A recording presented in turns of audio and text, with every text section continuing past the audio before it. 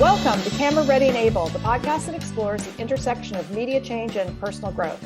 I'm your host, Barbara Varna Abel, and my calling is to help you tap into your superpowers to thrive on camera and in life, and to make an impact on the world. This episode is brought to you by the phrase, Decoding Success. Oxford Languages very succinctly defines success as the accomplishment of an aim or purpose. As with most episodes of Camera Ready and Able, if it was that easy to succeed or be successful, everyone would be doing it already. My guest for this episode, Matt LeBris, has many thoughts on the subject and is the host of the top 1% globally rated podcast, Decoding Success. Matt is a born and raised New Yorker who has the hustler spirit. He's a Forbes 30 Under 30 nominee, and his mission is to positively impact one life every day. I say cheers to that, Matt. Welcome. Thank you so much for having me, Barb. First and foremost, I just want to let you know how good and how well spoken you are. I'm sitting here in awe. I wish I could listen to this every day. Obviously, I can with the podcast, but I want to say thank you so much for the opportunity. I'm excited to be here with you.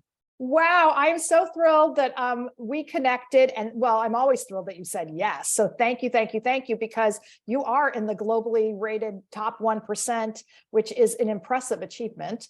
And so yes, thanks for being here. So I want to start off by noting something that you write on your website is that you have a master's degree in failing, but a PhD in getting back up after getting knocked down. So let's dive right in. Explain what that means to you. You gave me the chills right away because sometimes I don't even remember what's on my website. So you're bringing me back to that. But yeah, I mean, we all have polarities in our lives, right? Mm-hmm. And that goes to show we're alive, whether it be, working with Daymond John of Shark Tank or interviewing Mel Robbins or this one or that one. And on the flip side, I've gotten kicked out of 2 high schools, failed out of college, blew $80,000 in life savings due to investing in my ego, getting arrested, right? Like there's so many polarities of life, but at the end of the day, I'm still here. I'm still chugging. And I think everyone can resonate with that because we're all going to face hardships in our life. It's absolutely inevitable, but when we embrace them, that's where the beauty is. In fact, there's actually an equation that I'll share with you on this at this moment that really shifted the way that I view these events in life. And I think the second part of the equation, by the way, I suck at math, so this has nothing to do with math. Outside of adding a couple of things here, there's no numbers involved, I promise, but it's events plus perspective equals the outcome. Oh, right? Say that one more time. Wait. I'm putting that on a tote bag. Events plus perspective equals outcome. What does that mean? I didn't come up with this, by the way. It's from a gentleman named John Gordon, and he even says he didn't come up with it, but he's the person I heard it from, so that's who I give the credit to. And we can't control every event that takes place in our life, although we might try to. I'm one of them. Oh, I'm a card-carrying control enthusiast. It's honestly impossible to do that. Although we can have control of a lot of things, we can't control everything. But what we can control is our perspective. And our perspective combined with that event is what's truly going to determine how we look at it. So when I started to realize that, I'm like, you know what? Yeah, I've gotten knocked down. I've gotten knocked down a whole bunch of times. In fact, 2022 was a year I was just down and out, but 2023, I'm back up on the horse and I'm ready to go. So that to me is exactly what having the PhD and getting back up means. It's interesting. I recently had the failure guy, Ben Courier, my friend on the podcast, and he says from his own failures, he's stunned and amazed at how much failure we can endure as humans and yet still succeed, which I love, which then circles back to actually want to get into your backstory because you're really great at talking about this. And here you are, and you've accomplished so much, but I was really struck by how much you had to work through at a young age. So one, we know that working through that builds resilience and you have persistence. And these are really wonderful things. But again, if it was easy, everyone could do it. This is hard. And you're the child of divorce. That impacts people for life. You watched your mom battle cancer. You did get kicked out of high school twice. You struggled to get into high school, which if you don't live in New York, it's impossible to understand that how applying to high school in New York, whether it's public or private, including public, is like applying to college. And it's a big emotional thing. And you're 13, 14 years old and having your whole sense of self put on the line, and someone saying, yay, you're awesome, you can come here, and the others saying, nah, we don't want you. So that's a lot. Like, so it's one thing now because you have perspective, but I want to hear, what was it like, how long, what got you up all the time to keep going when you're in high school? That's hard. Absolutely. But I'm going to be quite frank. I was so numb to all of that. Like, I was so freaking numb to absolutely everything mentioned. And I don't know why it took so long for it to come to the surface, but it eventually came to the surface in what I would call 2020. June of 2020 is when I feel like all of that. Now, those are traumatic experiences to an extent, whether they're big T or little T. That's, for the individuals those listening wounds. Exactly, 100%. And it took some time for that to come to the surface. I honestly don't know what kept me going at such a young age. It was just like, all right, that happened. I'm going to keep moving forward. I just got arrested. I'm going to show up to school the next day. I lost my dream of playing professional baseball when I tore my labrum. I'm just going to keep going. I'm going to find something else to do. It was just constantly going around. And I think one thing that I didn't do, so if I could go back in time, what I would do, and I mean, I didn't know this at the time either, but I would go back and grieve. And it's not to say that I didn't grieve, and I could still do a better job at that. But if I did have a time machine, I would actually stop moving at the pace that I moved at that time in my life. And I would go back and I would grieve each and every one of those losses, because that's what it did feel like. It felt like a loss. And ultimately it made me who I am today, right? Obviously it builds resilience. It builds different characteristics of who I am, but grief, right? I would go back and grieve without a doubt. Can I ask a personal question then? Are you still Please healing do. from this? Oh, 100%, 100%. In fact, yeah, it's a process, right? I mean, what I've noticed, I put myself in therapy in June of 2020, and that has been the biggest blessing of my life. At the time I was, let's call it, I don't know, 27-ish. So that's 27 years of carrying around that baggage. And it got to a point where the bag got pretty damn heavy. And I'm like, you know what? I'm putting this down, and I'm going to put it on someone's desk, and we're going to sort through all this crap.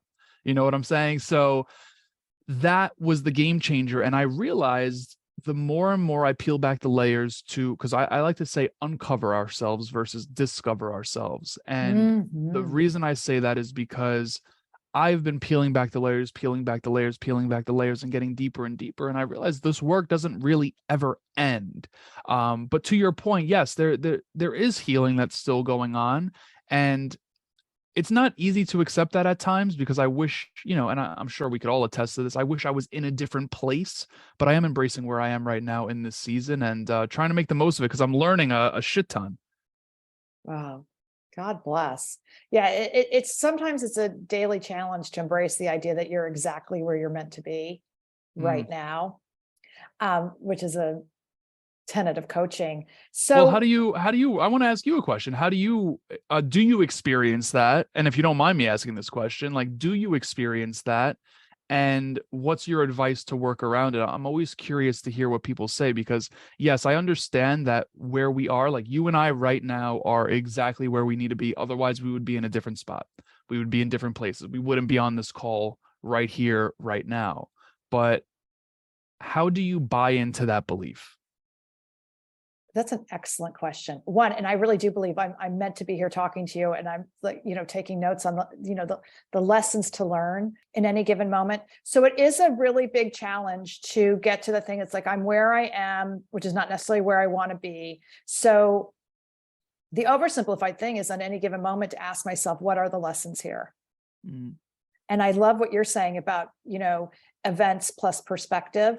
So sometimes it's having to, with a lot of mindfulness, be able to detach emotionally and look at what's going on, identify. So I do a lot of meditation to go, okay, what am I feeling? What am I thinking? Is this real? What's another way of looking at this? Really helpful. Like, is this true? What, working through all sorts of exercises when you're really deep in it. Does that answer your question? It does. It does. I mean, it's like I said, it's definitely something that I think about rather often, because I mean, we're hustlers, right? We have these desires, especially, living in New York. It's a very hustle and bustle town. And it's like, you know what? I want to be at this point in my life.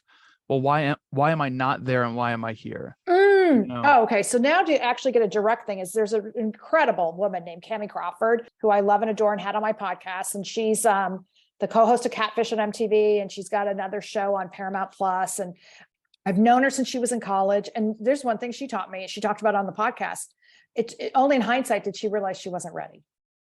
That's the answer. The answer is that you're not ready for that 100%. Right. And so that's a practical answer. And then I gave you the philosophical answers, like when we, on a Zen level, a woo-woo level, a therapy level, asking ourselves, what's the lessons? What do I need to learn here?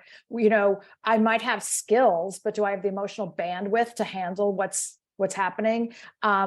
Stephen Pressfield's a writer I adore that you might enjoy, and he writes a lot. He writes a lot about the process of writing, but it's applicable to everything. And he writes so much about resistance, so that you can look into yourself and go, how and why am I resisting something? Which is another part of the letting go conversation. Absolutely, it is. So Absolutely. Yeah, so a lot of times it's just like we're not ready for that thing that we know we want, and a lot of times we don't have to be 100% ready, but we have to really think about and then break down those components. And then it's actually very relevant to the people who listen to the podcast, who are many like creators and people in TV, because you want it and you're hustling and you've got great skills and you're putting stuff out there. But if you're not where you want to be yet, stop and go. The one thing you have to learn is to be grateful for this time.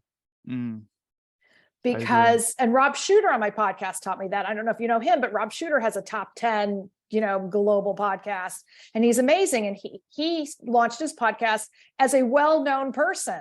And the first year, crickets. So it was very humbling. Like when I launched my podcast and it's crickets, it didn't matter. Like, the risk was way low. For him, it was humbling. And he said he's so grateful in hindsight, because right around the year it exploded. But that first year gave him so much space to make mistakes. He's like, if nobody's listening, this is really good.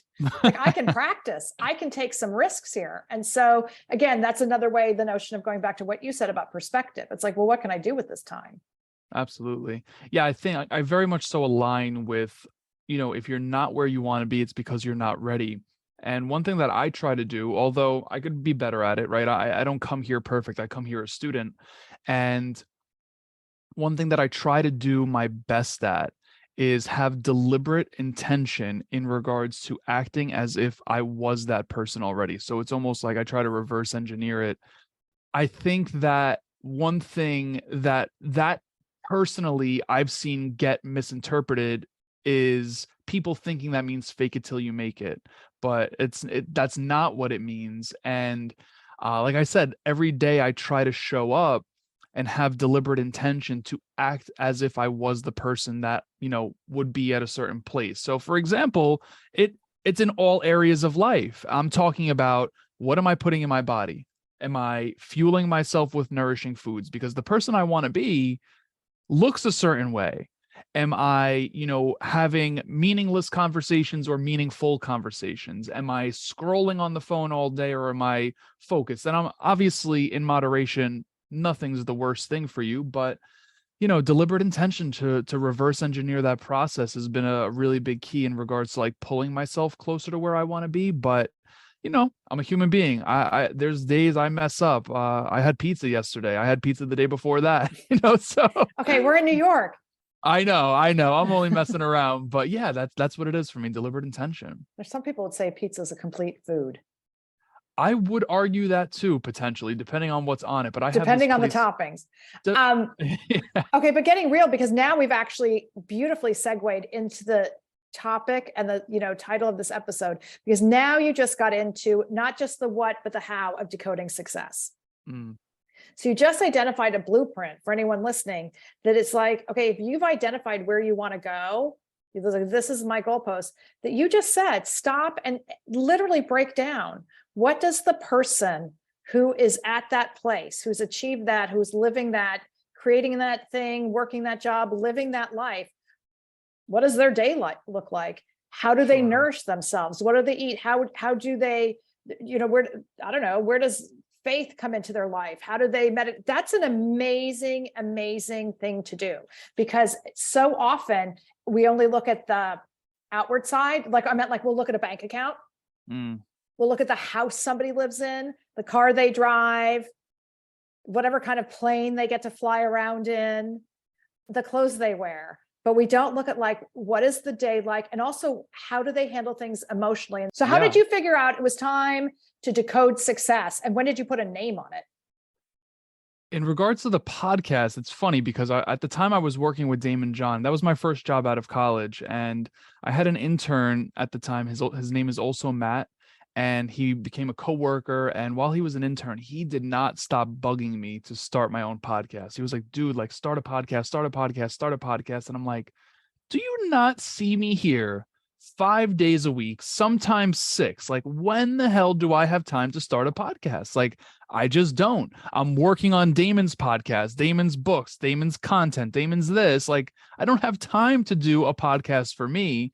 And in 2018, I was preparing to leave my job, which I will admit I did prematurely. And I was like, you know what?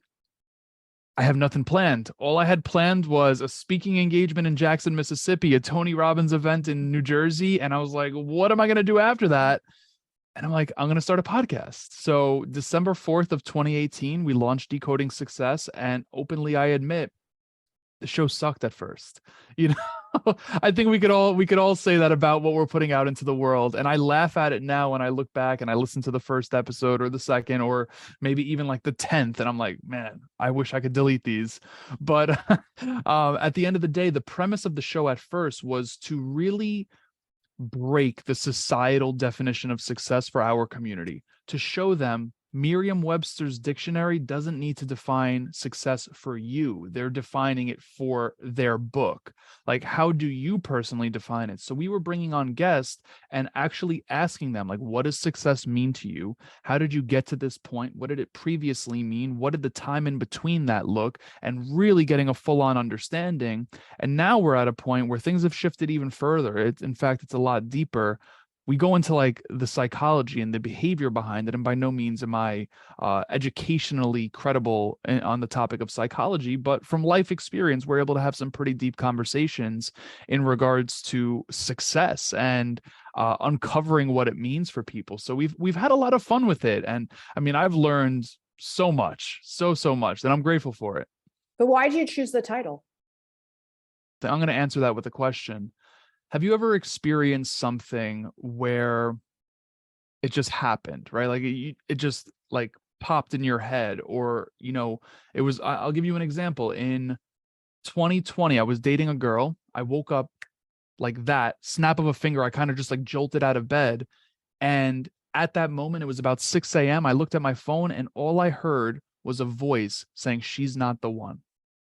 Right. And she turned out not to be the one.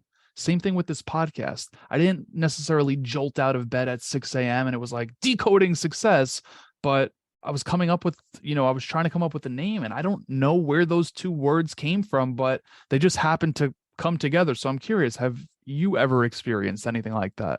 Many times. Many times, right? I don't know what that is. Intuition.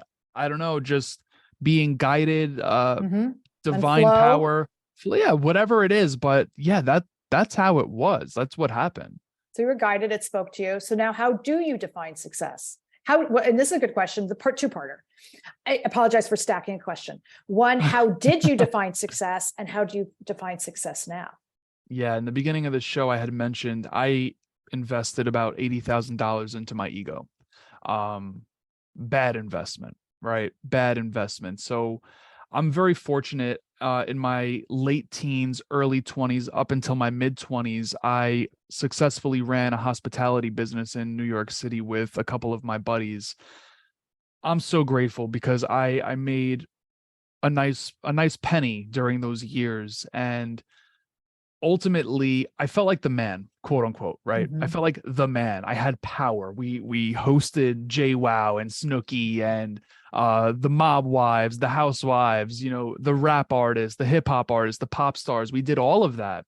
And that made me feel like the man. With all of that said, at a certain point, I had to let go of the career that made me feel like the man to take the next step, which would be to go intern with Daymond, turn my internship into a job, So I never wanted anyone to look at me and think I'm not the same person. So during that period of time, I say that I invested in my ego because I never changed my way of living. I never lived below my means after my means had changed. And and the reason I'm sharing all of this is because I define success as exactly that, image. I define success outside of myself. And it doesn't work like that. It backfires. It really, really backfires. There's no meaning in it. There's zero meaning in it. I had to learn that the hard way. And I know there might be people out there that want to find it out for themselves. And I was one of those people. I get it. I'm hard-headed. Like, I'll be the first to admit it. But that was how it was defined. And what I'm going to say in regards to how I define it today, I'm actually going to share that I'm currently in a season of embracing that I don't know how I define success right now. And I think that needs to be shared more often too, because it's so easy for me to steal someone else's words, right? I could say the very cliche and sexy thing of, you know what, success means that I want to be able to do what I want, where I want, when I want, how I want to do it, and who I want to do it with, right? Some people define success that way, but while I resonate with that, is that how I define success? So I said to myself, you know what? If I'm ever asked this question in this season, I'm going to share that I'm embracing a moment in my journey that I'm trying to figure it out. And I think instead of having this sexy answer, it's important to share that things can be in a state of figuring them out. So that's where I currently am. But how do you define success?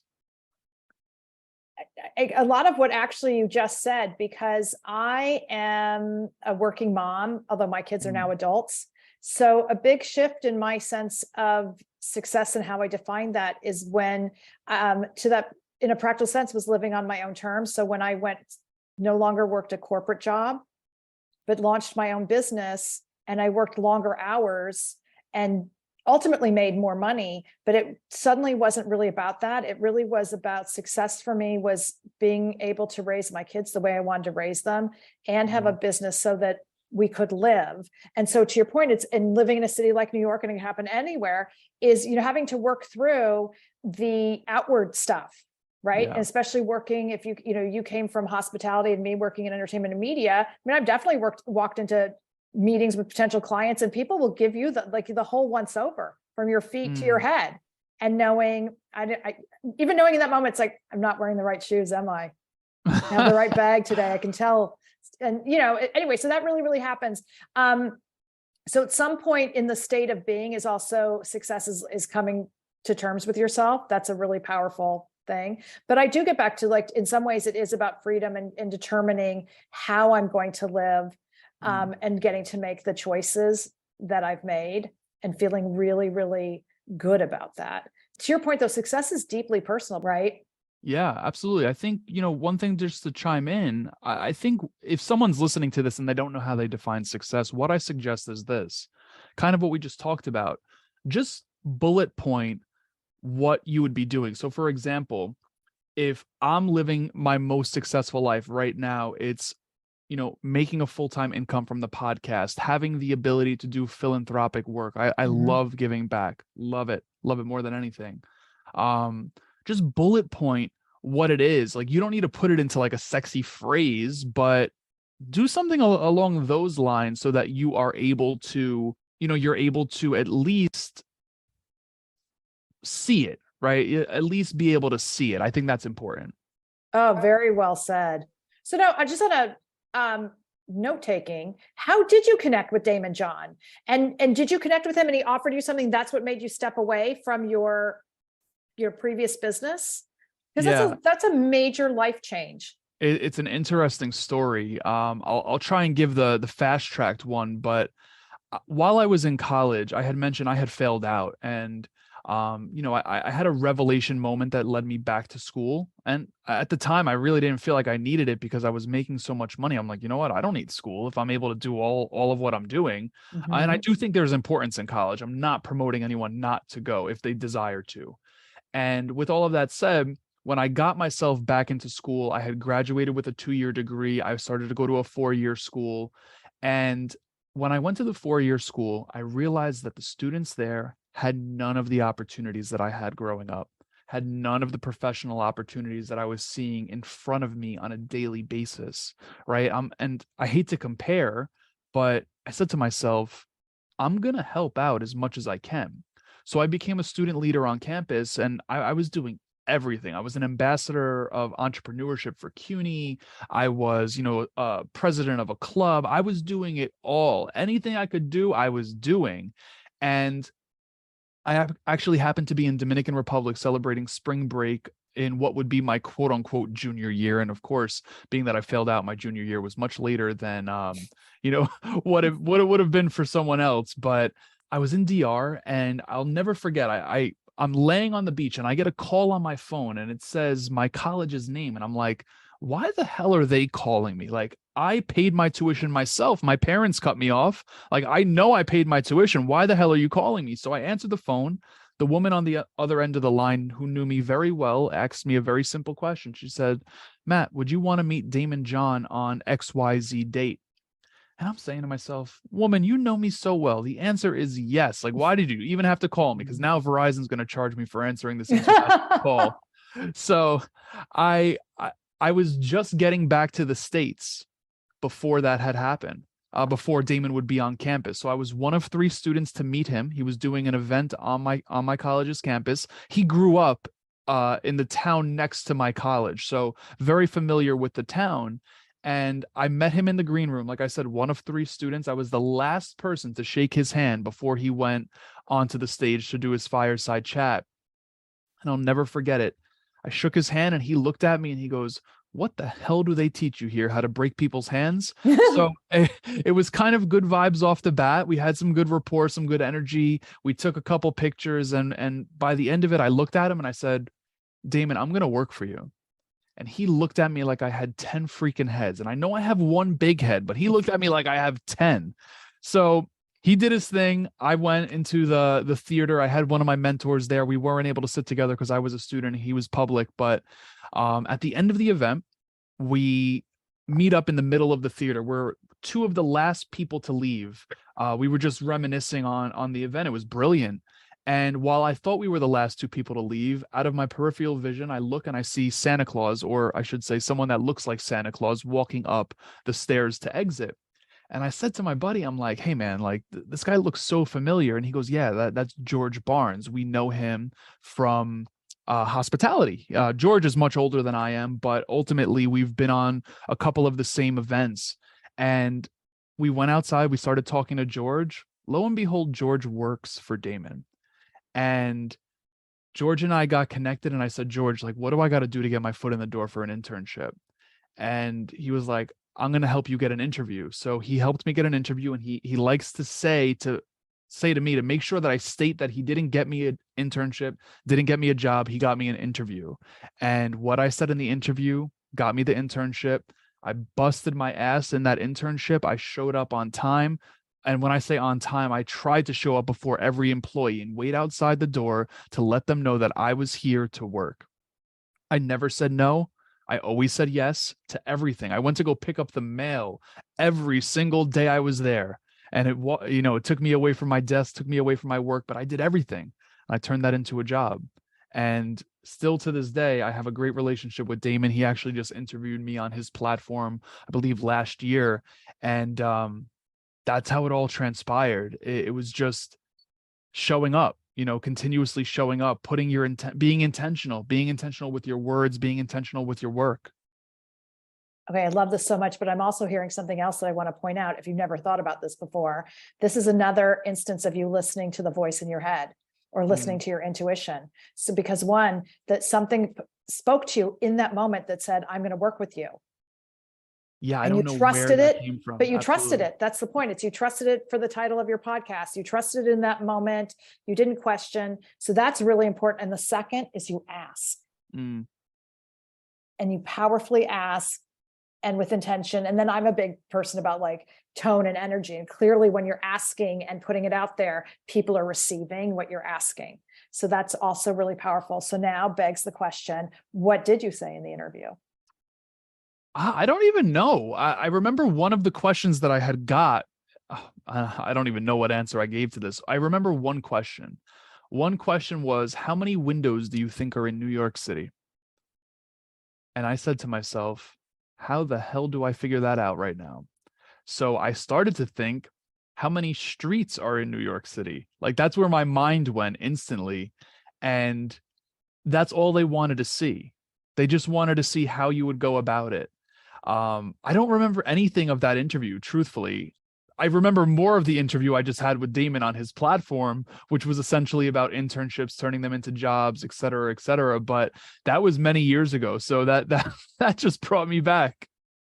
Oh my gosh, I love it. Well, what's your biggest takeaway? What's the biggest takeaway you learned from Daymond? Yeah. Biggest takeaway, I've said this, and it's not a sexy answer, to be honest. I was in a meeting with Daymond. I was in a meeting with the president of the company, and I was in a meeting with the road manager. His name is Chauncey, great individual. And we had some differing opinions. Daymond was at the head of the table. Me and the president were on one side. Chauncey was on the other. And I'll never, ever forget this. While we had differing opinions, professionally things got heated, but I say professionally. And at the end of the meeting, we walk out and I look at Daymond and I said, hey man, like, did you not care about what we were talking about? He goes, no, I do. I care a lot. And I said, okay, well, like, you weren't emotional. You weren't reactive. You were none of that. Like, what does that mean to you? How do you do that? And he said, Matt, whatever decision we decide to make, this isn't brain surgery. No one's life is at risk. In business, you're going to lose some money. You're going to make it. That's just the cycle of life. But at the end of the day, no one's going to lose their life. And that was the biggest thing I took away, because how much emphasis do we put on things that don't truly matter? Right. And it's not to say that decision didn't matter. Of course it did. It was part of our operation. But do we overemphasize things? Do we give things too much meaning? And in return, what do they give us? Potentially that gives us stress, it gives us anxiety, it gives us things we don't want to feel. But if we allocate our energy properly to things that deserve our energy, where they need it, when they need it, etc., that's a different ballgame. So that was the biggest thing I took away from him. And it's applied everywhere in my life to this day. Right? Like every single place, every bucket, relationships, leisure, travel, business, podcasts, this, that, the other. Like I said, it might not be the sexiest answer, but it was really what I took away from him. And I mean, there's a million other things I could share, but that was definitely the biggest. See, to me, it was such a demonstration of leadership, because leaders hold it together, right? Yeah. For all the reasons that you just said. But that's part of it. Which I was talking about a minute ago was about the emotional bandwidth and perspective and composure, right? Absolutely. He didn't get agitated. Yeah. He was emotionally detached because he understood everything that you just said. 100%. And that is, so I look for that in leaders, from a great director, executive producers I've worked with. Who do you want to follow? I don't want to follow the screamer who's constantly agitated, who's, popping antacids or more, right? It's the person who sets the tone at the top. Those are great leaders, and also, like, look how much you learned and were inspired by. Oh, absolutely. Yeah. I think ultimately, I think we build that through experience too, right? I mean, I was in my mid-20s at that point, and man, I was such a different person. Meanwhile, him on the flip side, he's, ran a billion, a business that has generated over $1 billion in sales. So his meetings have definitely been much larger and more at stake than the ones that I've been a part of. So it was really good to see, and it was great to experience. I was going to say, you're so young to be so wise. I'm I very appreciate impressed it. Thank you. and inspired by that. What's one question you wish more people would ask? Oh, you stole that from me, didn't I you? did steal. I have your 4 questions. How are you? A question you wish more people would ask. How would my life be different if I knew what you know? Well, I've already learned so much from you today. I circle back on that one. But what do you wish everybody would ask you? Because clearly I missed. No, you didn't miss at all. Not at all. I don't know what I wished more people would ask me, and maybe I should know, being that I ask everyone that question. Let me be mindful. I'm going to close my eyes, take a deep breath, and see what comes up. So, what do I wish more people would ask me? The first thing that came up for me is how. Simply how. I don't know why that's coming up, but how? Can I interrupt for a sec while you're saying that? Please. Because I love that. And I feel very bonded because that's one of my platforms, almost like a pet peeve, but I want to switch it back the way, because so many people in the experts, whoever, tell us what you need to do this, you should do this. And very rarely do they follow up by telling us how. And I feel like what you are providing through who you are, and also through the Decoding Success podcast and platform, is you're giving access, which I'm a big believer in, the access to information. You're sharing how. Because there are many people would be at least get a hand to help them up and steps towards success if they understood how to do it. People know they want to do it. You should be doing it, et cetera, et cetera. But because here's a perfect example of how many times people say, you need to ask for a raise. And I'm like, if it was that easy, I would have already done it. It's like, I don't know how. I don't know how to have the conversation. I don't know how to change my mindset. I don't know how to build more confidence around that. I don't know how to go practice asking for a raise. There are any of those things. There are a lot of practical steps. And so perhaps in just asking that, it allowed us to now have a conversation about the power of how. How? Yeah. I don't know why that's coming up, but listening to you just now and sitting with everything, a second word came up, and the word is courage. And the reason I think this is coming up is because everything that I do currently takes exactly that. It takes courage, right? To turn inward and face the things you need to face takes courage.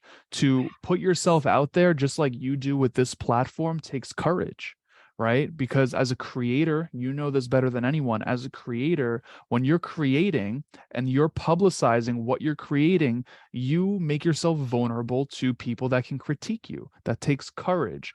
So it takes courage to start a podcast. It takes courage to start a business. It takes courage to, write a film or whatever the case may be. And that's what it is. How, right? Like simply how. And my answer to it is courage.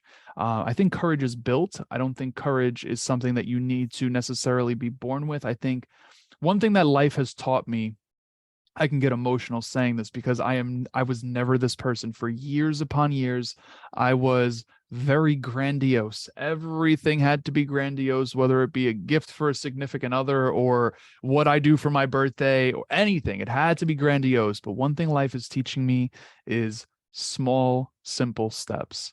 And I'm 6'5". I like to take really big leaps. I walk really fast, but life has humbled me and it has made me go small. And I think when you go small, you build confidence, you build courage. So that is the question I wish more people would ask me. It might be vague, but how? And my answer is courage. Oh gosh. I don't know where to follow up with that except to say thank you so much. Is there anything I didn't ask besides what do you wish everybody would ask you? Because this has been fantastic. No, you are. I've appreciated this conversation. I could talk to you probably the rest of the day. Well, I certainly could talk to you all day. So I hope this is only our first conversation and not our last conversation. I hope so too. Oh, a million thank yous. And thank you for listening to Camera Ready and Able. If you're looking for support to get from where you are to where you are meant to be, please shoot me a note via my website, ableintermedia.com, and be sure to download my free ebook, 12 Tips for Success on Camera. And as always, please hit the subscribe button if you haven't already.